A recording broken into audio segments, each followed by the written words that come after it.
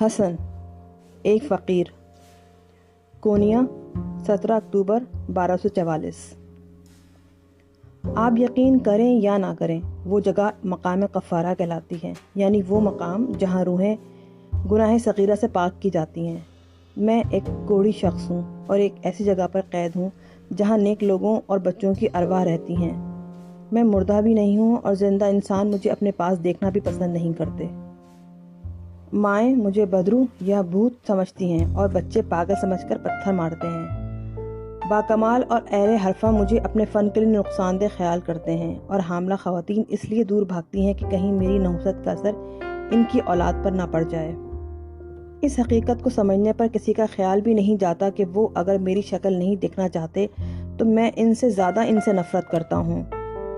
یہ بیماری ایسی ہے جس کا اثر سب سے پہلے جلد پر پڑتا ہے، اس کے بعد جلد سوجنے لگتی ہے اور اس کا رنگ سیاہی مائل ہو جاتا ہے۔ مختلف ناپ کے داغ دھبے نمودار ہونے شروع ہو جاتے ہیں اور پھر ان کا رنگ گندے انڈے کی طرح تبدیل ہو جاتا ہے۔ پہلے یہ کندھوں پر ابھرتے ہیں، اس کے بعد بازوؤں اور کوہنیوں پر اور آخر میں چہرے پر آ جاتے ہیں۔ بے تحاشا درد اور تکلیف ہوتی ہے۔ آگے چل کر ان زخموں سے بدبو پھوٹنے لگتی ہے۔ مریض رفتہ رفتہ اس بدبو اور تکلیف کا عادی ہو جاتا ہے۔ اگلا مرحلہ یہ آتا ہے کہ یہ زخم حجم میں بڑھنے لگتے ہیں، سوج جاتے ہیں اور پیاز کی گانٹھ جتنے بڑے ہو جاتے ہیں۔ تمام چہرہ ناقابل شناخت ہو جاتا ہے۔ اب جبکہ میں قریب المرگ ہوں، میرا یہ حال ہو گیا ہے کہ میں اپنی پلکیں تک نہیں جھپک سکتا۔ آنسو اور لعاب میرے قابو سے باہر ہو چکے ہیں۔ 6 انگلیوں کے ناخن جھڑ کر گر چکے ہیں اور ایک اور بھی جھڑنے کے قریب ہے۔ یہ میری خوش قسمتی ہے کہ میرے بال ابھی تک سلامت ہیں۔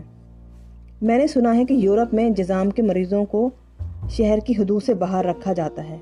یہاں ہم پوری آزادی سے گھوم پھر سکتے ہیں، لیکن اس کے ساتھ ایک گھنٹی بھی ہمارے جسم سے باندھ دی جاتی ہے، جو دوسروں کو خبردار کرتی رہتی ہے کہ اس طرف سے ہماری سواری آ رہی ہے۔ ہمیں بھیک مانگنے کی بھی اجازت ہے، جو کہ ایک اچھی بات ہے، کیونکہ اس کے بغیر تو ہم بھوکوں مر جائیں گے۔ ایک دوسری صورت یہ ہے کہ ہم عبادت میں مصروف ہو جائیں، اس لیے نہیں کہ خدا ہم جزامیوں سے کوئی خاص ہمدردی رکھتا ہے، لیکن لوگوں کا خیال یہی ہے۔ نفرت کے باوجود لوگ ہماری کچھ قدر بھی کرتے ہیں۔ وہ ہماری خدمات بیماروں، مجبوروں اور عمر رسیدہ کے لیے دعاؤں کو حاصل کرنے کے لیے بھی لیتے ہیں۔ اس کام میں معاوضہ بھی اچھا خاصا مل جاتا ہے اور خوب پیٹ بھر کر کھانا بھی ملتا ہے۔ ان کا خیال ہے کہ ہماری دعاؤں کو خاص قبولیت کا درجہ حاصل ہے۔ عام حالات میں کوڑیوں کے ساتھ کتے سے بھی بدتر سلوک ہوتا ہے، لیکن جہاں موت اور مایوسی منہ کھولے کھڑی ہو وہاں ہم بادشاہ ہوتے ہیں۔ جب مجھے ان خدمات کو انجام دینے کے لیے لے جایا جاتا ہے تو سر تسلیم خم کر کے عربی کی دعائیں پڑھنی شروع کر دیتا ہوں اور یہ ظاہر کرتا ہوں کہ میں بہت بڑا عالم ہوں۔ اگرچہ یہ کافی فائدہ مند کام ہے، لیکن میرا خیال ہے کہ بھیک مانگنا دعا اور عبادت کی نسبت زیادہ آسان کام ہے۔ کم از کم ضمیر تو مطمئن رہتا ہے کہ میں کسی کو دھوکہ نہیں دے رہا ہوں۔ عام دنوں میں جمعے کے روز خوب کمائی ہوتی ہے، لیکن رمضان کے مہینے کی تو بات ہی کچھ اور ہے۔ یہ پورا مہینہ نفع سے بھرپور ہوتا ہے۔ آخری عشرہ تو دولت جمع کرنے کا انتہائی سنہری زمانہ ہے۔ ان دنوں میں لوگ زکوٰۃ ادا کرتے ہیں اور زیادہ سے زیادہ سخاوت کا مظاہرہ کرتے ہیں تاکہ ان کے گناہ دھل جائیں۔ یہ مہینہ ایسا مہینہ ہوتا ہے کہ جب لوگ بھکاریوں سے نفرت نہیں کرتے بلکہ ان کی تلاش میں رہتے ہیں۔ بس یہی وہ دن ہوتے ہیں جبکہ صرف زکوٰۃ ہی نہیں بلکہ ان کی بھرپور محبت بھی ہمیں ملتی ہے۔ آج کا دن بڑا خوشگوار دن ہے۔ آج جمعہ ہے اور رومی خطبہ دینے کے لیے آنے والا ہے۔ مسجد عبادت گزاروں سے بھر چکی ہے۔ جن کو یہاں جگہ نہیں ملی وہ صحن میں قطار در قطار بیٹھ رہے ہیں۔ یہاں چوروں، اچکوں اور جیب تراشوں کے لیے بہترین مواقع ہیں۔ میرے جیسے بھکاری بھی دور دور سے آتے ہیں اور انہوں نے مختلف مقامات سنبھال لیے ہیں۔ میں مسجد کے داخلی دروازے پر ایک درخت کے سہارے بیٹھا ہوا ہوں۔ بارش کے پانی کی بدبو ہوا میں رچی ہوئی ہے۔ میں نے اپنا کشکول اپنے سامنے رکھ لیا ہے۔ یہ کاروبار بے شمار لوگوں نے اپنایا ہوا ہے۔ میری عادت ہے کہ میں منہ کھول کر زکوٰۃ کے لیے التجا نہیں کرتا۔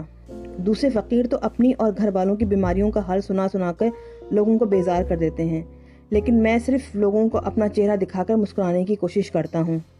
ایک عاجزانہ اور غمگین مسکراہٹ جس میں بے شمار کہانیاں پوشیدہ ہوتی ہیں۔ چنانچہ آج بھی اسی طرح ہوا۔ میں نے اپنے چہرے سے نقاب ہٹایا اور درخت سے ٹیک لگا کر بیٹھ گیا۔ کچھ دیر بعد میرے پیالے میں سکے گرنا شروع ہوئے۔ یہ سب تانبے کے سکے تھے، مگر دھوپ میں یوں چمک رہے تھے گویا سونے کے سکے ہوں۔ سکوں کے ساتھ ساتھ میرے کشکول میں چند پتے بھی جمع ہو گئے تھے جو درخت سے گر رہے تھے۔ درخت کے پتے بھی سرخ تھے۔ ہوا تیز ہونے لگی اور میرے کشکول میں پتوں کی تعداد میں بھی اضافہ ہونے لگا، جیسے درخت بھی مجھے زکوٰۃ دے رہا ہو۔ اچانک نہ جانے کیوں مجھے یہ احساس ہونے لگا کہ درخت اور مجھ میں کوئی مماثلت ہے۔ موسم بہار میں درخت سے پتے یوں جھڑ رہے تھے جیسے کوڑ میں جسم کے مختلف حصے خود بخود جھڑنے لگتے ہیں۔ میں بھی ایک برہنہ درخت کی طرح تھا۔ میری جلد، میرے اعضاء اور میرے چہرے کے کچھ حصے میرا ساتھ چھوڑ گئے تھے۔ ہر روز کوئی نہ کوئی ٹکڑا میرا ساتھ چھوڑ دیتا تھا۔ اسی درخت کی طرح اب میرے جسم میں بھی کبھی بہار نہیں آئے گی اور ارمانوں کے پھول کبھی نہیں کھلیں گے۔ جو کچھ مجھ سے جدا ہو گیا وہ ہمیشہ کے لیے جدا ہو گیا۔ جب لوگ مجھے دیکھتے ہیں تو کبھی ان کے دل میں خیال نہیں آتا کہ کسی زمانے میں کس قدر پرشباب ہوا کرتا تھا۔ بس وہ یہ دیکھ کر سرسری طور پر گزر جاتے ہیں کہ میری کیا کیا چیزیں غائب ہیں۔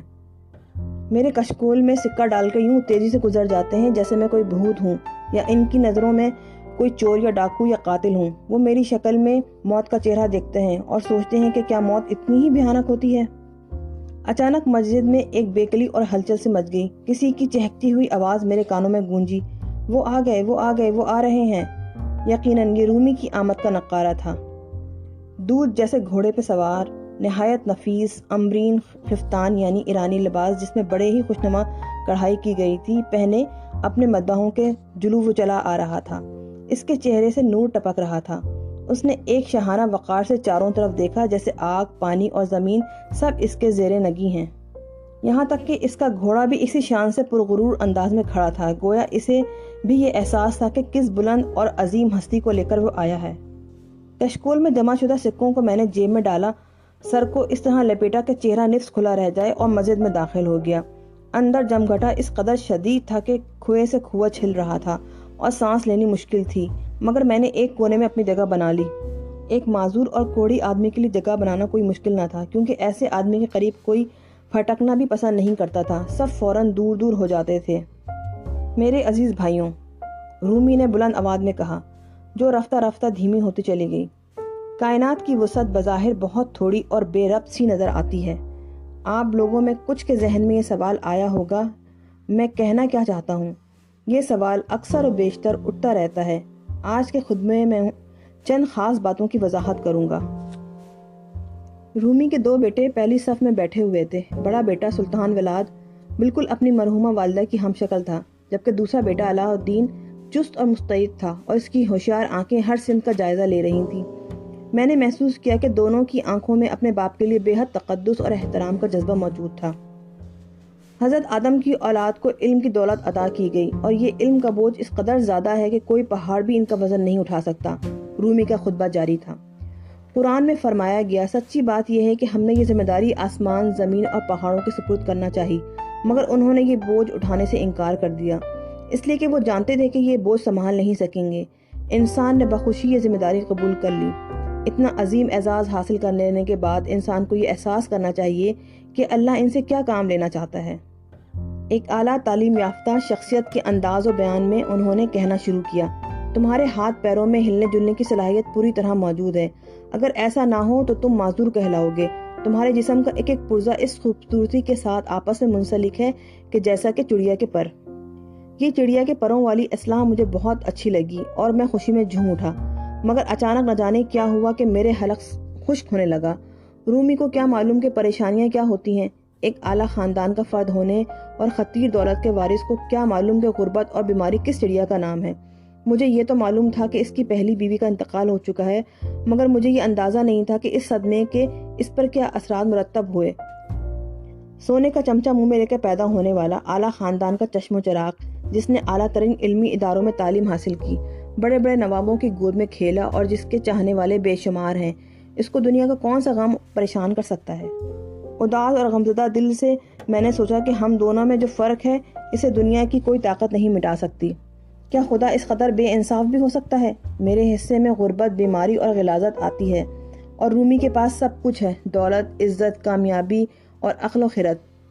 اس قدر دولت سے کم از کم وہ یہ شہر تو خرید سکتا ہے۔ میں نے اپنا چہرہ کچھ اور چھپا لیا تاکہ کوئی پہچان نہ سکے، جبکہ رومی اپنے چہرے کو مزید نمایاں کر رہا تھا، کیونکہ ایسا قیمتی اور روشن چہرہ چھپانے کے لیے نہیں بنایا گیا تھا۔ میں سوچ رہا تھا کہ اگر وہ میری جگہ ہوتا تو کیا محسوس کرتا۔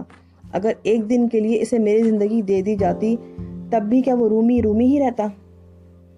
ہر سوال کے ساتھ ساتھ میرے جذبات بھی بھڑکتے جا رہے تھے اور میرا دل رومی کی طرف سے متنفر ہوتا جا رہا تھا۔ میں اس قدر شدید نفرت اور غصہ محسوس کر رہا تھا کہ مجھ سے اور زیادہ نہیں بیٹھا گیا اور میں باہر کی طرف چل پڑا۔ لوگ حیرت اور تعجب سے مجھے دیکھ رہے تھے کہ میں اتنا بلند مرتبہ خطبہ چھوڑ کر کہاں جا رہا ہوں، جبکہ لوگ اس موقع کی تلاش میں اپنی جان کی بھی پرواہ نہیں کرتے تھے۔ ان کی اولاد پر نہ پڑ جائے۔